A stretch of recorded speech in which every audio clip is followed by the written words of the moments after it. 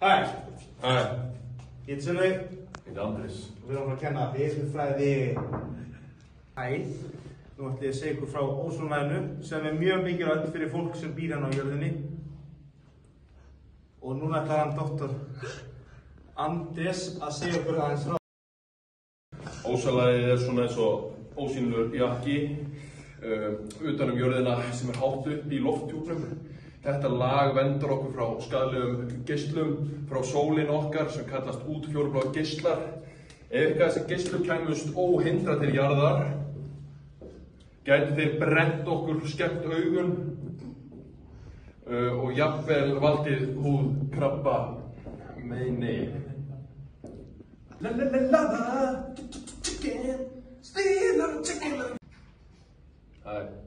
Hæ, krakkar, þetta er jörðin okkar, veitir hvað það er? Já. Ok, það er sem sagt kallt loft hérna á jörðinni og það er líka heitt loft á jörðinni, vissuð það? Þannig þegar það mætist, þá koma svona fellibylar, svona skýstrókar hérna upp úr skýjunum og síðan ef þið eru hér, ef þið sjáum svona fellibyl og þið eru hér, þá sjúist þið sem sagt upp í fellibili og mjög líklega þið. En þannig ef þið sjáum fellibyl, þá verið ég ekki vera hérna átt fellibyl. Þannig ef þið sjáum fellibyl, þá kemur svona sírena. Það skulle fóra ykkur. Ok. Þegar sjórinn nær 26 gráðum, þá byrja rakinn að þjappast eins og ský. Og þessi ský þjappast meira og meira saman þangað til að fara upp með vindinum. Skýin hreyfast hraðar og hraðar þangað til að fellibylur myndast. Með fellibylum kemur mikið og mjög mikið af rigningu og mjög miklu vindar.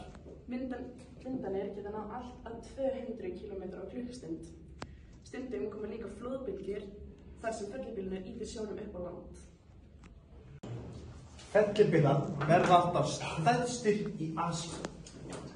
En fellibylar eru ekki á Íslandi. En eins og það er tekið eftir þegar er mikill vindur og svona, mikið óveður, þá getur það verið eftirköll af fellibylum í Ameríku. Læg og hæ, en ekki hæ. Það er fúkur. Lægð er veðrakerfi sem kemur oft með rigningu og vindi. Þegar lægð er á leið til okkar verður veðrið oft rakt, stundum það byrjar að rigna og það getur orðið hvassar úti. Lægðir verða til þess þegar kaldur og heitur loftmassi hittast, eins og í fellibyl, krakkar, þá fer kalda loftið undir að hlýja og ýtir í upp. Getur teikna nokkuð svona við? Þegar hlýja loftið lyftist upp, kólnar það og þá myndast ský og rigning. Þetta gerist oft nálægt Íslandi, sérstaklega á veturnar. Veðrið er samt oftast bara ekki brúnt þarna.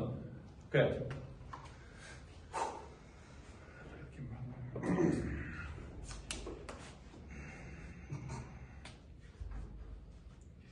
Þegar hæðin kemur, þá er ég sól og blíða. Lítill vindur, jafnvel engin vindur, bara eins og það á sömur á Selfossi. Og það er engin rigning. Yfirleitt engin rigning þegar það er.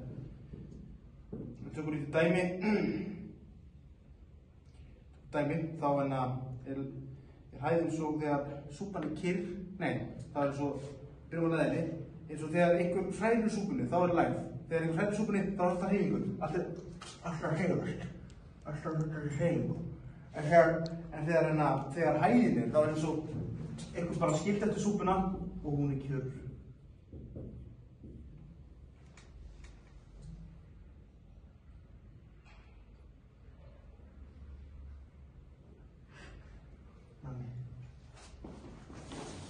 Hæ krakkar, veitir hvað árstíðavindar eru? Nei, kennari!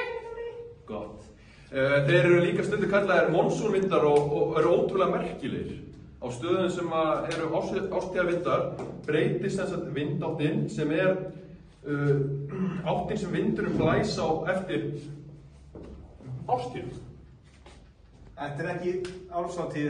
Eins og ég sagði áðan, þá breytast vindanir eftir árstíðum og ástæðan af hverju það gerist er eins og á sumrin, þá hitnar landið miklu hraðar en sjórinn gerir og þá verður loftið þunnt og létt og út af því að heita loftið er búið að rísa upp, þá blása vindarnir frá hafinu út af landinu og þá kemur mikil rigning á landinu og þú veist, það rigningartímabil og það hjálpar bændum, þú veist, bara að rækta mat og svoleiðis. Síðan á veturna þá snýst þetta við og þá blæs vindurinn frá landi út á sjó og þá koma þurrtímabil.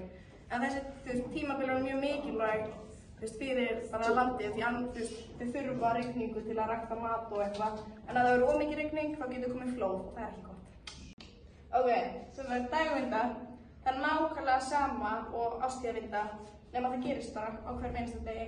Og þá sem sagt erum við með land hérna og þá, á daginn, þá blæs vindarnir inn á landið, þetta er daginn, og síðan á nóttunni þá er sjórinn heitari og þá blæs vindarnir út af hafi og þetta gerist hverjum einasta degi en þetta er náttúrulega ekki alls það í heiminum og nótt. Já. Svo. Hæ krakkar, aftur. Þetta er seinasta skipti sem við tölum saman. Ok. Orkujöfnun og orkutap. Orka frá sólinni og hvernig hún fer jörðina. Allir hlutir í heiminum senda frá sér orku sem við köllum rafsegulbylgjur. Þegar hlutir eru mjög heitir, eins og sumir, eins og sólin, senda þeir frá sér mjög miklu orku og hún ferðast sem ljós og hiti. Sólin er mjög heit, 5700 gráður Celsius. Við menn, jörðin og dýr eru miklu kaldari, svo við sendum frá okkur innrautt ljós sem við sjáum ekki en við getum fundið sem hita. Sumar manneskjur eru samt heitar en sumar. Hvernig nýtist og ferðast sólarorka? Sólin sendir geisla til jarðar en ekki öll orka frá sólinni nýtist. Hún skiptist svona. 45% af orkunni nær yfirborði jarðar og nýtist þar. 26% endurkastast beint aftur út í geiminn og nýtist ekki neitt. 22% jörðinni hittar loftið, vatnsgufu, ryk og gas í lofthjúpnum eins og koltvíoxíð og óson.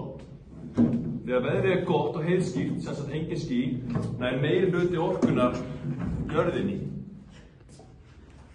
Krakkar, ógeðslega gaman að vera. Takk. Ég og Sölvi segjum bara bye. Bye. Ekki frá þess.